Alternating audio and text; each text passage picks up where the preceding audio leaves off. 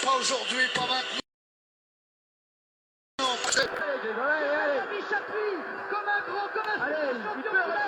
Il va le faire, il va le faire. Il va faire battre tranquille au championnat du monde de Paris. On est à table de Je crois qu'après avoir vu ça, on peut mourir tranquille. Enfin, le plus tard possible, mais on peut. Ah, c'est super. Et bonsoir à toutes et à tous, bienvenue, vous êtes déjà nombreux et nombreux sur Sport 39, émission bien sûr spéciale sur Bressuire et le RC Lens. Alors avant de débuter, juste 2-3 choses à vous dire. Notre consultant Florian, qui devait être avec moi ce soir pour échanger avec vous, ne pourra pas être présent. Donc du coup, ce que j'ai souhaité faire, c'est interagir avec vous. Alors une personne avec une personne de Bressuire et une personne du RC Lens, à peu près 15 minutes par personne par club, pour qu'on puisse un petit peu échanger avec vous sur tout ce qui est mis en place sur votre club en termes de politique de formation, de transfert, et revenir un petit peu aussi sur ce qui a été dit, les petites attaques entre les deux clubs. Et avant de commencer aussi, juste pour vous expliquer que la semaine prochaine, il y aura 2 émissions sur le média. Lundi, on va faire un petit live sur le VTT et notamment la manche de Coupe de France qui aura lieu le week-end prochain du côté de Montiel.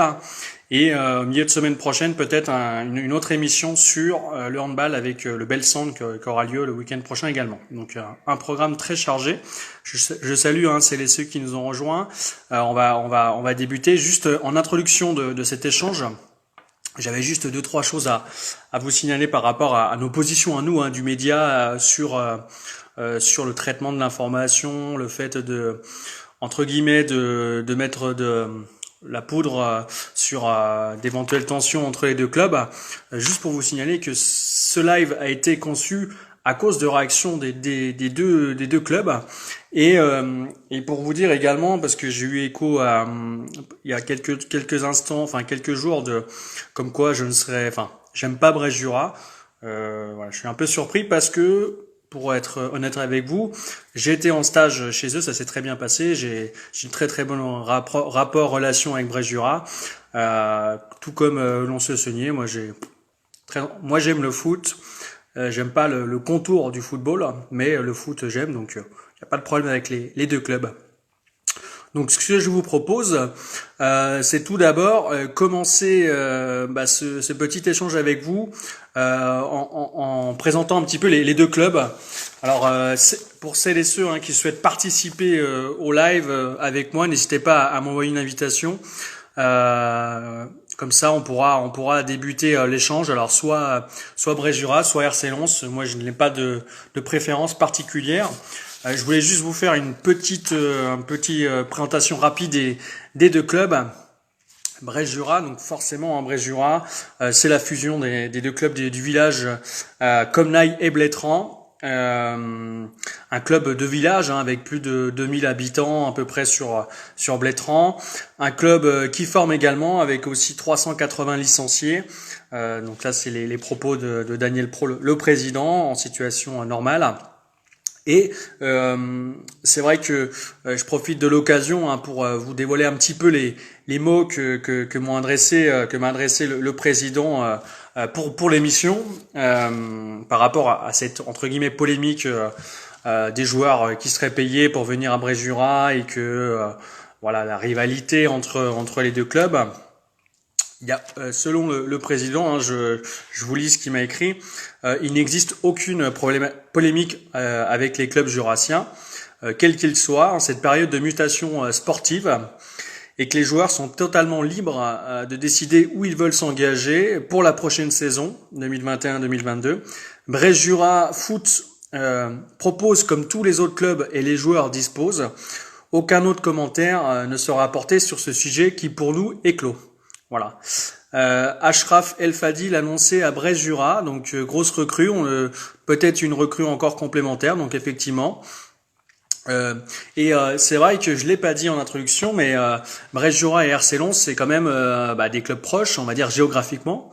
Donc c'est vrai que la passerelle existe. Il y avait Patrick Ladvik, je crois que je salue, qui est connecté, qui était avant à Bressuire et qui est maintenant à Lens. Il y a eu des joueurs, hein, bien sûr, Jérôme Nicole, enfin, je pourrais même en citer, je pense, une dizaine facile qui ont fait la navette. Donc, je pense que il n'y a pas forcément de tension, hein, entre les deux clubs. Alors, Maestro dit, c'est comme si un Marseillais signait à Paris. Je suis pas forcément sûr, mais voilà, ça s'appelle le mercato. Effectivement, c'est le mercato. Les gens sont libres de signer pour tel ou tel club. Alors, je vais juste, hein, pour celles et ceux, hein, qui souhaitent. Alors, je vois Anthony Arnoux qui est connecté. Alors lui, c'est Anthony, c'est Montsou-Audrey. Mais je vois par exemple Louis Boimard qui est connecté. Si tu veux réagir dans le live, n'hésite pas à m'envoyer une invitation. C'est l'idée, hein, c'est d'échanger avec vous. Alors, c'est vrai que Florian n'est pas là, mais c'est l'occasion de le faire. Beaucoup de navettes entre les deux clubs. Pour Lons, présentation de Lons assez rapide quand même, 400 licenciés, garçons-filles. Au niveau des éducateurs, beaucoup d'éducateurs aussi formés, hein. Je crois que c'est Gérard Henry, le président, qui m'a donné quelques éléments, mais c'est vrai qu'il y a à peu près 1 DES, 7 BEF, 4 BMF, plus 1 en formation, 3 BPGEPS certifiés, 7 en formation l'an prochain, des classes sportives, que ce soit une section sportive à Syntex, des ouvertures de classes à horaires aménagés. Donc c'est vrai qu'il y a beaucoup de choses aussi qui sont faites pour la formation. Juste par rapport à ça, par rapport aux propos, hein, du président de Lons, hein, Gérard Henry, il dit: chez nous les joueurs viennent pour un projet sportif. Si nous pouvons les aider pour un travail ou une formation, pas de problème. Au contraire, mais pas de financier. C'est une des bases de notre projet. Nous accordons une attention particulière. Alors donc du coup le RC Lens, il n'y a pas d'argent qui transite pour faire venir les joueurs, où ils ne proposent rien au niveau financier. Donc ça c'est un paramètre à prendre en compte. Donc je sais pas si je vais voir peut-être avec Baptiste s'il veut nous rejoindre.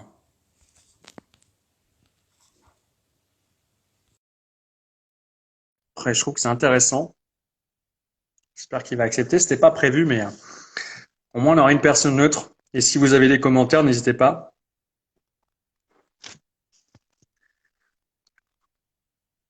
Alors, je ne sais pas s'il a réagi. Non, il n'a pas réagi. Invité. Si, ça devrait aller, je pense. Et alors, moi, je vais vous dire un petit peu mon point de vue personnel. Il y a eu 4 joueurs, du coup, hein, il me semble 4 joueurs de Lens qui sont partis du côté de Bréjura. Donc, il y a Humit Ilbaris, hein, que je connais bien. Il y a également aussi Assacourt. Il y a également Élie Journet. Et le quatrième, il m'échappe, mais en tout cas, on a fait un constat avec Florian en préparant l'émission, en préambule, c'est qu'on s'est dit, ces joueurs-là, la plupart en tout cas qui sont partis de Lens, évoluaient en Régional 2, donc au même niveau que le club actuel de Bréjura Foot. La question, Émeric Bernard, merci Achraf. La question se pose sur le fait de partir pour jouer au même niveau. Est-ce que, selon vous, c'est un intérêt ou pas? J'évoquais avec un ami il y a 2 jours l'aspect équipe Fagnon, de partir d'équipe 2 pour jouer en équipe 1, même niveau, mais c'est l'équipe 1, c'est le Fagnon. Donc ça peut expliquer également peut-être un besoin de renouveau aussi, hein. Je pense notamment à Humit, qui a fait beaucoup d'années à Lens. Pourquoi pas trouver un nouveau challenge à Blétran? Je crois qu'il a dû y jouer d'ailleurs par le passé. Et après, il y a aussi quelque chose peut-être qu'on met pas en avant, c'est que le club de Bréjura, alors défraie une partie, enfin les joueurs. Donc ça, c'est chose courante. Ça peut s'expliquer aussi par un intérêt financier de pouvoir défiscaliser ces frais, hein, des placements. Donc c'est peut-être comme ça qu'ils arrivent un petit peu à. Alors c'est pas comme ça les joueurs, hein, sont pas payés des milliers et des cents sur ces frais de déplacement, mais je pense que par rapport à l'investissement, le nombre de déplacements dans la semaine et puis d'entraînement et les week-ends, ça peut faire une petite carotte, je dis bien une petite carotte, qui permet aux joueurs d'avoir ce petit complément à la fin du mois. Donc ça s'entend vraiment. Alors je sais que ça plaît pas forcément à certains clubs parce qu'ils n'ont pas les moyens. Et c'est vrai que le club de Blétran par rapport à Lens, hein, moi je connais bien le bassin lédonien. en termes de sponsors, je sais pas trop à Lons, mais je sais qu'à Blétrand, ils ont un réseau de partenaires, hein, et pour l'avoir côtoyé d'ailleurs quand j'étais en stage chez eux, assez développé. Donc ils arrivent à avoir pas mal de partenaires. Donc c'est une manne financière qui n'est pas négligeable, hein, sur une saison pour pouvoir justement rembourser un petit peu ses frais de déplacement. Alors je lis le commentaire de Maestro qui annonce, je me souviens d'un derby Lons-Brest-Jura, et que tu as dû jouer gardien suite à l'expulsion d'Aurélien Aubry et que tu avais arrêté un penalty. Donc effectivement, c'est un bon souvenir. Moi, je me souviens du dernier derby, hein, qui a eu lieu. Il y a un petit peu de tension autour.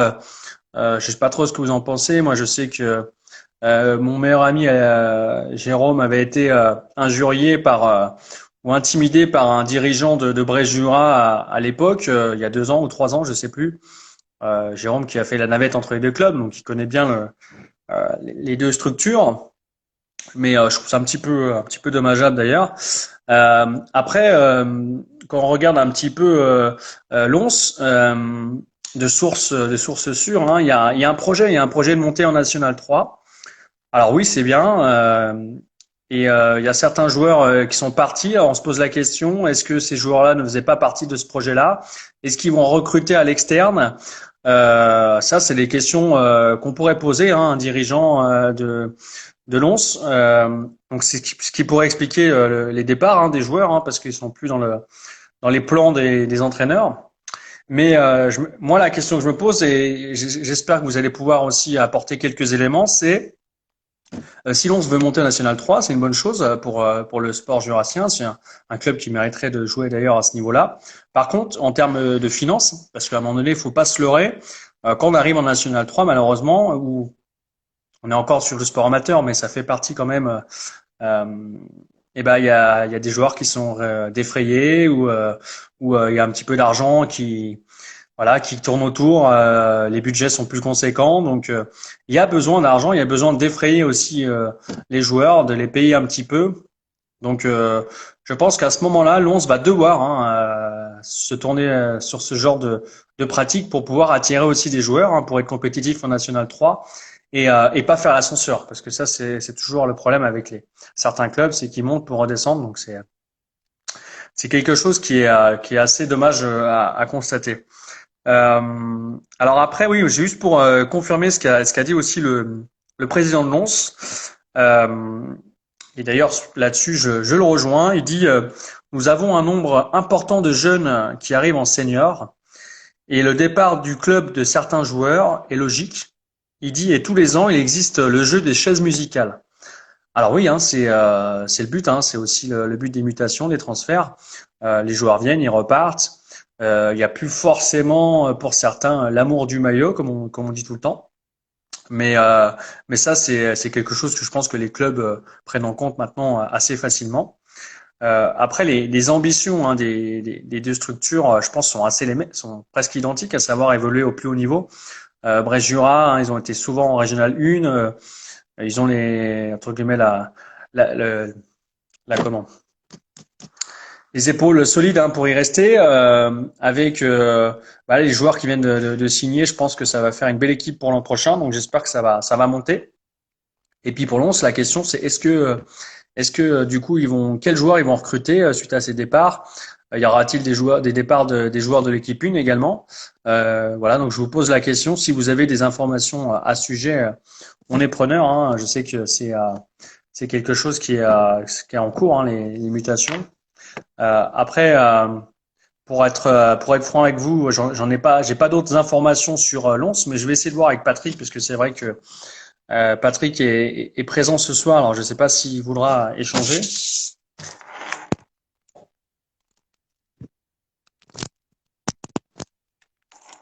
On va mettre les oreillettes au cas où.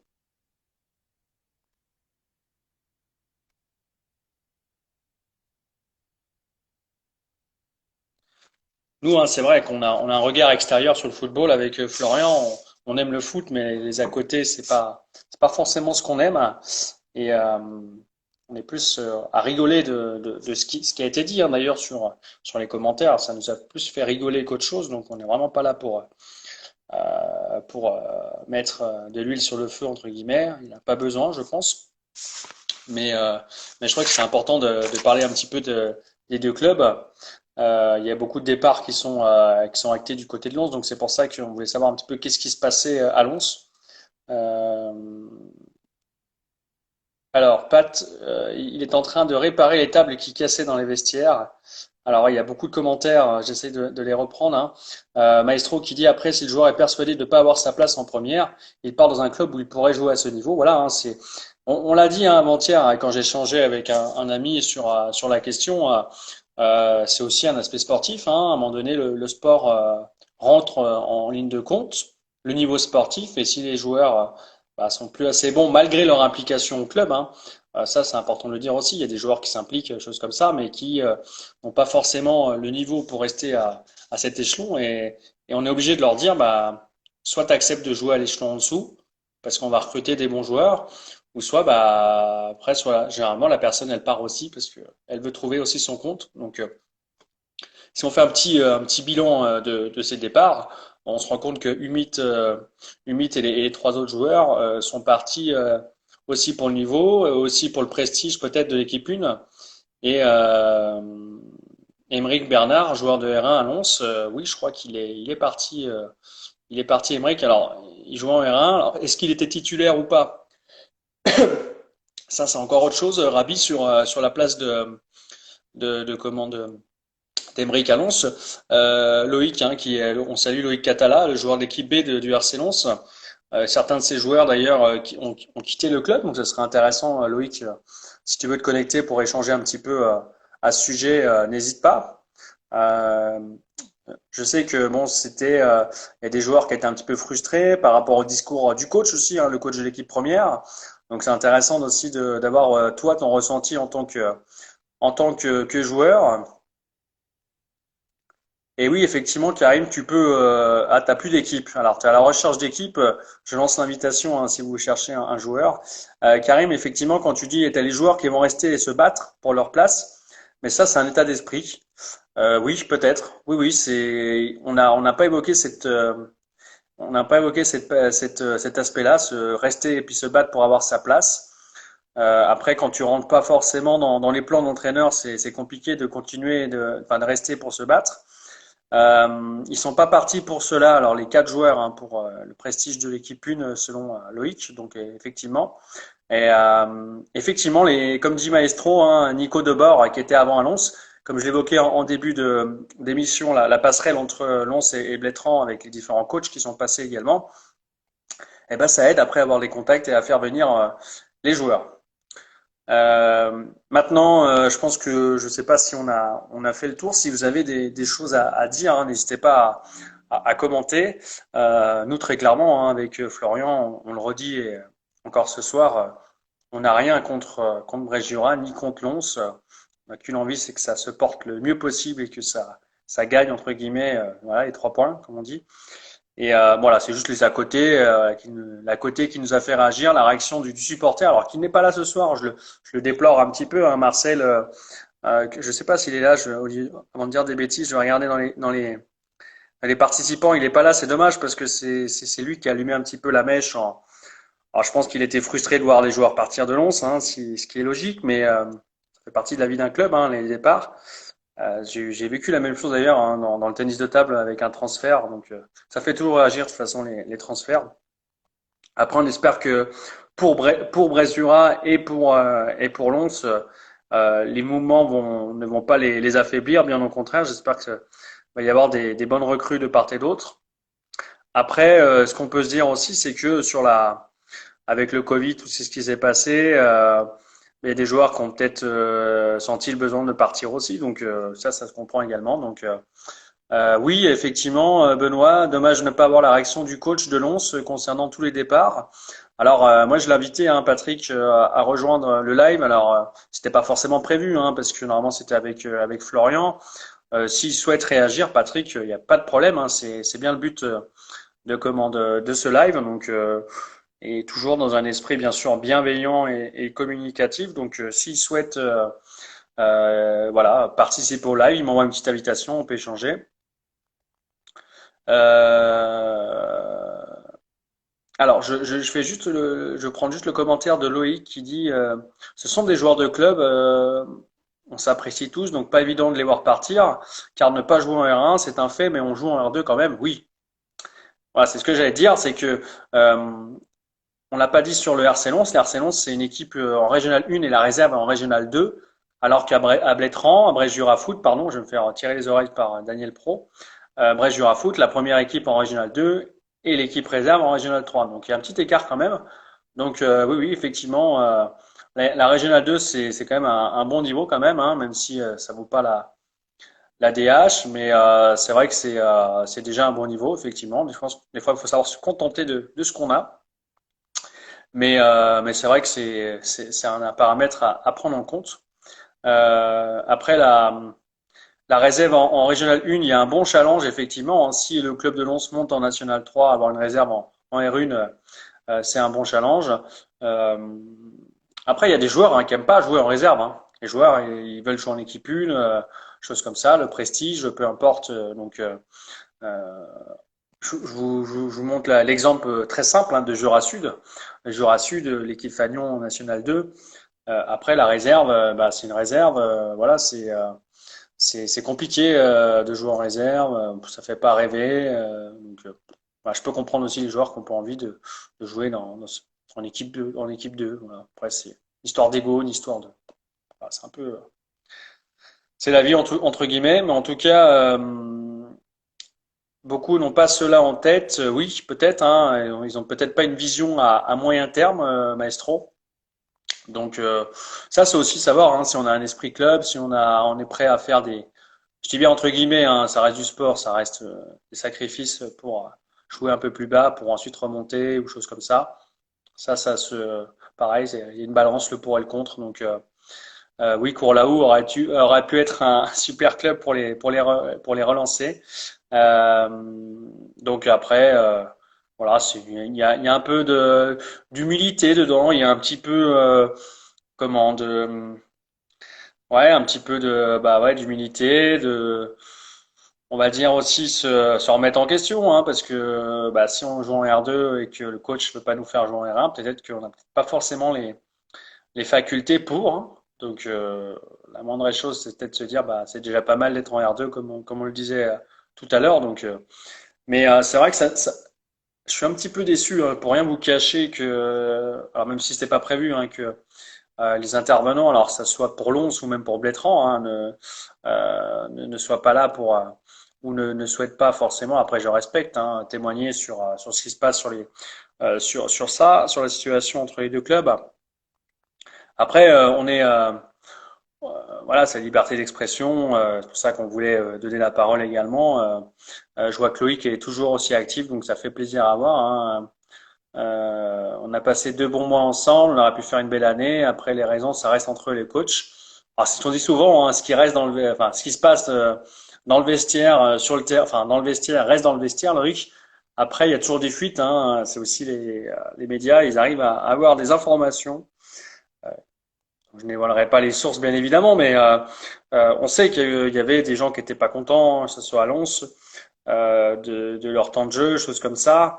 Donc forcément, bah, ça crée des frustrations. Et puis après, il y a aussi un effet boomerang, hein, quand il y a un ou deux joueurs qui partent. Après, on a tendance à dire bon, bah l'autre il est parti, bah je pars aussi parce que soit j'ai envie de continuer à jouer avec lui. Et puis après, c'est ça, ça arrive aussi ce genre de choses dans un club. Après, comme l'a dit le président de Lons, hein, c'est le jeu des chaises musicales. Je pense que eux, ils sont pas forcément, même pour les deux clubs, hein, je pense que c'est plus une polémique qui a été lancée par un supporter un petit peu énervé.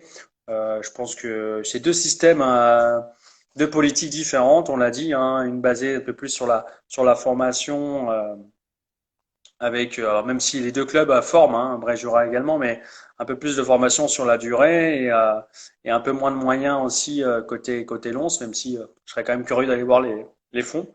Et d'un autre côté, à Brest Jura avec un club presque identique en termes de licenciés, avec également aussi de la structure avec des encadrants, mais avec un noyau de partenaires peut-être un peu plus élevé qui leur permet d'avoir des joueurs, d'attirer un peu plus facilement les joueurs par le biais notamment de défraiements. Et ça, c'est vrai que on l'a dit, hein, on a échangé il y a quelques jours sur le fait que le foot à ce niveau-là, déjà Régional 2, Régional 1, ça demande déjà hein, 2 ou 3 entraînements par semaine, plus les matchs les week-ends. Alors on peut se poser la question au niveau de l'engagement. Voilà, ça demande beaucoup de disponibilité. Et est-ce que cette disponibilité doit se payer? Je pense que, je sais pas, vous me direz en commentaire, hein, le- ça reste du sport amateur. L'amateurisme, est-ce qu'on doit payer du sport amateur? Moi, je vous avoue que non. Après, ça me choque pas non plus, mais tout dépend aussi du niveau. Mais pour moi, il faudrait pas forcément payer les joueurs jusqu'en National 3. Et après, par contre, National 2, on commence à arriver sur des contrats fédéraux, des joueurs qui ne font que ça. Peut-être là, c'est la frontière entre National 2 et National 3 où effectivement, on passe dans une autre catégorie, mais j'estime, entre guillemets, que jusqu'à la National 3, on peut avoir une structure de club à l'instar de celle de Lens avec de la formation, un projet, des structures bah, qui attirent. C'est quand même des belles installations à Lens, un beau stade. Donc ça peut attirer aussi des joueurs, pas forcément par le biais financier. Donc c'est pour ça. Oui, alors c'est pas parce que tous les clubs le font que qu'on soit obligé de suivre Karim. Je sais pas si c'est long ce petit village gaulois qui résiste à l'envahisseur de l'argent. Après, tu joues avec les primes de match. Oui. Après, j'ai envie de te dire, Maestro, est-ce qu'une prime de match peut faire avancer, faire mieux jouer un joueur ou pas? Des fois, t'as beau leur promettre de l'argent, c'est pas pour autant qu'ils vont se bouger, qu'ils vont avoir la niaque pour gagner. Alors même s'ils te diront tous, on joue pour gagner, ça c'est la phrase du week-end bateau. Mais bah, des fois, ça veut pas. Ils ont pas la motivation, malgré une prime que tu peux avoir de match. Moi, j'ai jamais eu ce cas, donc je peux te dire en tout cas, Maestro, que si je jouais au ping-pong et qu'on me disait, tu vas battre le joueur, tu vas prendre 50 euros, eh ben, je peux te dire que je me bougerais pour gagner la rencontre coûte que coûte, hein, ça c'est sûr. Après, c'est pas le même sport, mais en tout cas, là, ouais, les primes, moi, je sais que les primes, selon moi, hein, jusqu'au National 3, devraient pas forcément avoir lieu parce que ça reste du sport amateur, hein. Élie Journet, hein, oui, qui est un ancien hein, de Mréjura, qui était parti, enfin un enfant du village, hein, qui revient, donc je pense que c'est bien aussi pour lui. Comme le dit Karim, et là comme je le disais aussi, c'est qu'on peut arriver à attirer des bons joueurs avec sans argent, hein. Donc c'est faisable effectivement. Ça, je pense que c'est sera peut-être le mot de la fin sur ça, mais c'est vrai que c'est intéressant. Et puis l'état d'esprit aussi joue. Hein, et je salue d'ailleurs un entraîneur, Franck Nourri, qui nous a rejoint, un autre entraîneur, hein, parce qu'il y en a eu quelques-uns au cours du live. Ça sera intéressant d'ailleurs d'avoir son point de vue à Franck sur un petit peu les contours des deux clubs. Hein. Je pense qu'il les connaît bien. Je sais pas si je le prends un peu au dépourvu, on verra s'il souhaite ou pas juste réagir. Oui, tu attires les joueurs avec le projet, ça c'est sûr. C'est intéressant de le mettre en avant. Maestro, pas besoin d'argent. Oui, moi je suis d'accord avec toi. Hein. Après, le projet peut être aussi agrémenté d'un petit apport financier. Donc des fois ça peut jouer. Hein. Moi je me souviens d'une époque hein, où un dirigeant doit venir dans un club. Au début il refuse et après la magie, il arrive à accepter l'offre parce qu'il y a eu un petit complément supplémentaire. Et après, tu entends dire que la personne vient pour le projet. Donc le projet sur le discours, le projet voilà de façade, mais derrière, des fois c'est le projet qui est déguisé en rémunération. Donc voilà, c'est. Alors juste pour te prévenir, Franck, par rapport à ta question sur la situation, cette émission fait écho en fait au transfert de 4 joueurs de Lens à Bréjura, en évoquant nous hein, que la passerelle marche bien entre les deux clubs et là ça a fait réagir un petit peu un dirigeant, un bénévole de Lens qui a qui a un petit peu mis sur le devant de la scène l'argent, soi-disant, qui serait à Blétran, à Bréjura-Foot, pardon. Donc c'est pour ça, nous, on a vu ces échanges avec Florian et on s'est dit, on va faire une petite émission sur ça. Et alors, même si on n'a pas pu avoir d'interlocuteur des deux clubs, hein, je le regrette pour celles et ceux. Alors, je les ai pas invités de base, hein, pour être franc avec vous, parce que je pensais avoir Florian. Mais après, j'ai relancé un petit peu sur les réseaux pour avoir quelqu'un ce soir. Bon, après, les gens n'ont pas souhaité s'exprimer, ce que je peux comprendre, hein, mais c'est dommage, hein, parce que le débat doit prévaloir. Et c'est bien dommage parce qu'on aurait pu avoir la situation des deux. J'ai beaucoup de commentaires, hein, donc merci à vous, hein, de réagir sur ça. Mais je pense que de toute façon, on a bien dégrossi et je pense, hein, pour terminer, que le meilleur, on va dire la meilleure preuve des politiques des deux clubs, bah, elles se verront ces deux preuves sur le terrain à la rentrée au mois de septembre. Ça, j'en suis sûr. Je sais que tous les clubs, ces deux clubs comme les autres, seront motivés pour reprendre. Donc, j'espère en tout cas que ces deux clubs, avec leurs politiques différentes, mais la même envie, la même passion, comme on l'a dit en introduction de cette émission, le football, bah, vont pouvoir être performantes. Et puis avec leurs nouvelles recrues respectives, hein, parce que ça va aussi arriver du côté de Lens, je pense. En tout cas, j'attends les infos, hein, je suis preneur. J'espère que ça va tout déchirer l'an prochain. Et puis, on avait aussi évoqué, pour terminer, hein, la politique de Champagnole. Hein, pareil, beaucoup de les joueurs sont partis à Champagnole l'an dernier avec le président de l'époque, Salvi. Beaucoup ont crié au scandale sur le fait que ils sont allés là-bas pour l'argent. Alors, il y avait l'argent peut-être. Il y avait aussi le projet, la Régionale 1, voire de la montée en National 3, je me souviens. Des joueurs qui n'avaient pas forcément leur place, enfin, qui n'étaient pas titulaires en R1, mais qui voulaient jouer en R1, donc on leur promettait une place. Donc, tout ça, tous ces éléments sont à prendre en compte, hein, sur la décision après de partir ou pas de son club où on évolue. Donc après, ce sont des choix, il faut respecter. Je pense que, juste pour terminer, et je pense que c'est le message qui est important à faire ressortir ce soir. On n'a pas, alors on n'a pas le même maillot, la même passion, donc ça c'est l'arbitre et les joueurs, mais on n'a peut-être pas, on n'a pas le même maillot du même club. Mais je pense on a cette même passion du football et il faut garder aussi les valeurs du sport. Hein. C'est le dépassement de soi, l'entraide, la convivialité, la solidarité. Et il faut aussi garder ce côté humilité et aussi se dire que ça reste que du sport. Il n'y a pas mort d'homme. Et bah oui, ça peut blesser des fois. On peut être un peu énervé qu'un joueur parte ou pas. Après, si la personne est polie, sympa, il l'a annoncé et que ça s'est fait dans les règles entre guillemets, bah, il n'y a pas de raison de crier sur les toits. Et puis après, la vie continue et ce sont des cycles. Hein, on le dit tout le temps, des cycles de 3, 4 ans dans les clubs. Donc c'est pas surprenant de voir des départs comme ça. Voilà. Ben écoutez, on a terminé, hein, avec ce petit live. Merci à vous d'avoir été présents. Alors pour tous les dirigeants de Brest Jura Foot et du RC Lens, vous pourrez retrouver cette vidéo sur YouTube. Comme ça, n'hésitez pas à réagir, même sur Facebook, à réagir, hein, si vous le souhaitez. Le média reste ouvert à la discussion. Je mettrai sur YouTube peut-être mon mail, ou de toute façon vous avez mes coordonnées sur Facebook. Vous m'envoyez un message en privé sur Sport39 et vous pourrez échanger avec moi si vous le souhaitez sur cette vidéo. Et puis voilà, de toute façon, vive le sport, vive le foot. Et puis je vous souhaite une très très bonne soirée et je vous dis à très vite pour de nouvelles aventures. Allez, ciao.